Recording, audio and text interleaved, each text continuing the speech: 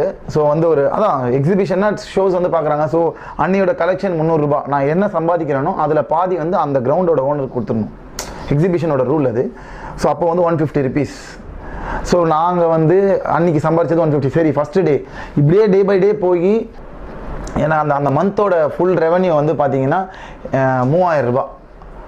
So இதிலே வந்து எனக்கு வந்து அதில் இருக்க ஃபுட்டு அக்காமடேஷன்லாம் போக எனக்கு வந்து ப்ராக்டிஸ், அதாவது இதில் நான் எனக்கு அதில் பெனிஃபிட் அடைஞ்சது என்னென்னு தான் நான் சொல்லணும்.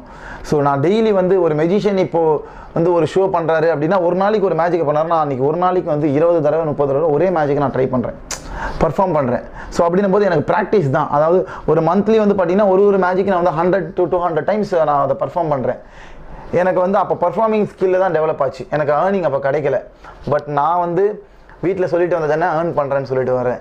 ஸோ ஒரு ஸ்டேஜுக்கு மேலே வந்து சாப்பாட்டுக்கே வந்து வீட்டுக்கு தெரியாமல் வெளியே நான் கஷ்டப்படுறேன். ஸோ இதையும் நான் காமிச்சிக்கல.